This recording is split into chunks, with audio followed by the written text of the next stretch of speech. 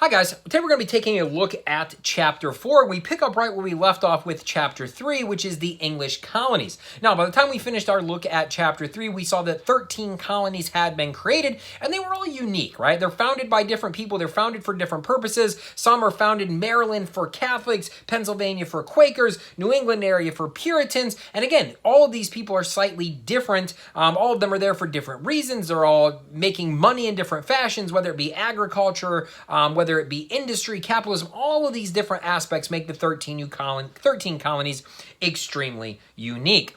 Now, we mentioned one of the things that allowed the Virginia area to thrive, or the Chesapeake Bay area, Maryland, Virginia, those regions, was tobacco. By the 1630s, about 40 million pounds of tobacco were being harvested in America and sent to Europe at this time. So again, a huge quantity. This is the cash crop of that day. And what this is going to lead to is for a large number of people to come to America as indentured servants. Now, being an indentured servant basically means you're a temporary slave. Someone is going to pay for you to come to America. You are beholden to that person. You live with them. You work for them for a set number of years, usually 7. And then at the end of those 7 years, you are then free. But there's a bit of a problem with that because you're not making any wages during those 7 years. So yeah, at the end of the 7 years, whoop, there you go. You're free. Go about. Go live wherever you want. Where are you going to go live? You don't have any place to go. You don't have any money. You've been working for 7 years and you've literally got nothing on your back except maybe your shirt. You have no place to go. So a lot of these indentured servants ended up just renting themselves back out to the people that brought them to America to begin with. So they were making a wage, or that was an incredibly small wage, because quite frankly, there weren't that many other places to go. So again, you definitely see different reasons why people come to America. Obviously, we've touched on slavery before. That's going to be a reoccurring theme we're going to be looking at throughout early American history for sure. There was also something created at this time called the headright system. And under its terms, whoever paid for someone to come to America got 50 acres of land. So the English crown wants more people to come to America. But again, why would you want to come to America? It's dangerous. People are constantly dying. The death rate during this time is incredibly terrible. Again, most people barely survived. About half the population didn't even make it until they were 20 years old. So again, half the population is dying before they're 20. So again, encourage, hey, who wants to go to America? Pretty much nobody. So again, you do see people willing to do this as indentured servants, but one of the ways in which you could get more people to go, they just simply couldn't pay their own passage, was this headright system, right? So again, if I'm a wealthy person, I want to come to America, I want people to come with me, if I pay for all these people to come, the King of England will actually give me 50 acres per person. So again, this is just another way that the English crown is encouraging immigration to America. Now, we mentioned that all of these people that worked as indentured servants, their time on that particular farm has ended, but they don't really have any place to go. So you have these huge groups, especially in and around Virginia, these huge groups of young men, all right, that came over as indentured servants, that have no money, that have no prospects in life. They don't own any land. They don't necessarily have any marketable skills or anything of the like. They're bored and they're restless, and when young men get bored and restless, they tend to do crazy things. And that's why we have something called Bacon's Rebellion, named after a guy whose last name was literally Bacon. And again, this was a group of young men that kind of terrorized the interior of Virginia to try to demand wages and job opportunities. Now, this rebellion is eventually put down by the governor of Virginia, but again, it just goes to show that we're having issues in the New World, that sometimes there are literally more people than there are job opportunities. We mentioned the idea of slavery, and obviously 11 million African people are going to be taken off of their homelands and brought to the New World. Now, it's interesting to note, we obviously know slavery is an important part of American history, and understanding that only about 400,000 of that 11 million actually are brought to North America to go into the English colonies. So again, the vast majority of African people that are captured and put into slavery end up someplace else, end up in the West Indies, end up in Brazil, end up in Mexico or Central America. Now, obviously those 400,000 people that come to America, the way the slavery system is set up, not only are they slaves, but their children. So again, that 400,000 number is going to grow over time. And obviously more people are going to come in as well. And again, you have generation after generation born into slavery. So again, the total number of people that are slaves in American history is obviously going to be in the millions. But again, of those people being taken directly from Africa and brought to the New World, that number is a lot smaller than what we see in other places. Again, I mentioned the West Indies,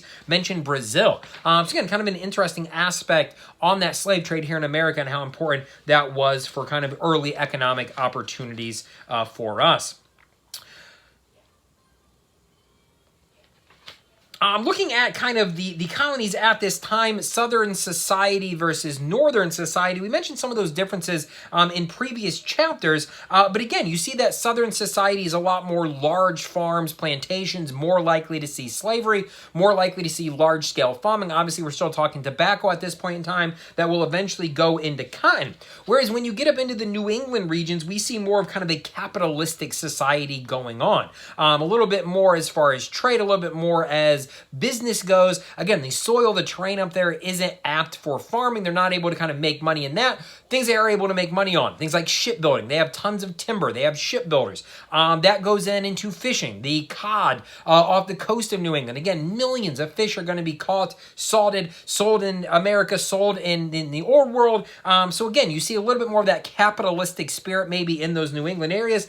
And you're also going to see a more strict adherence to religion. Again, New England is still a predominantly Puritan society at that point in time. They take their religion extremely seriously. So while you see religion all throughout the colonies, those New England colonies are going to be the most religious aspects.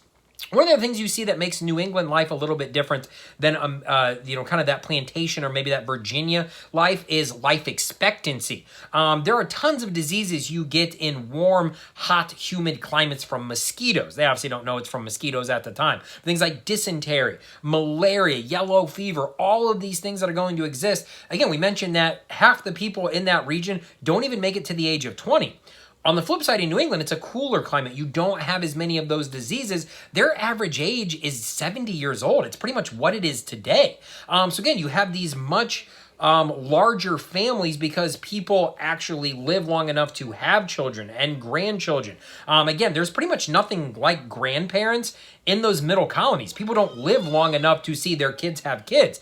In New England, you have multiple generations of people. And again, it really shapes how the family structured, how people interact with each other. And again, it really, I think, reinforces that religious aspect of those Puritan societies.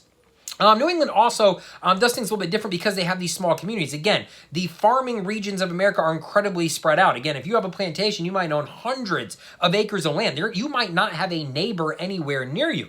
Now, again, there's going to be a few larger cities along the coast to kind of process those products, shipping, coming in and out. But again, once you get in the interior, everyone is incredibly spread out. And the New England colonies, you're not going to see that as much. People group themselves together because, again, they're not farming huge plots of land. And there are rules, right? Anytime a new town is created, if it has more than 50 families, they have to provide elementary education. All right, a church is always constructed. So again, you have these small communities, towns, where you don't see that in the southern states. You don't see people living together in close proximity unless it is specifically on the coast.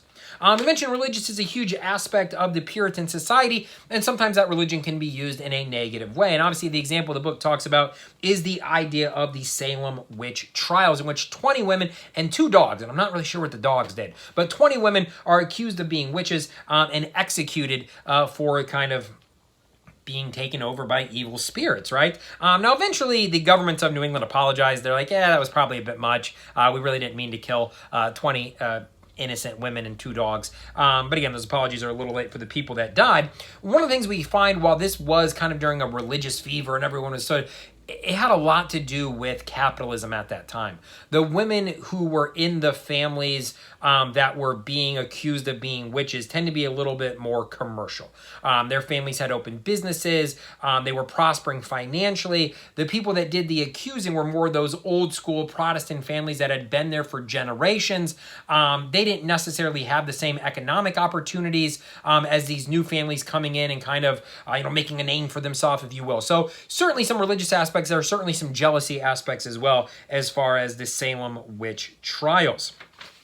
All right, and that's our look at chapter 4. So again, a fairly short chapter, but again, make sure you're doing your quizzes and discussion posts for the week. Have a good day.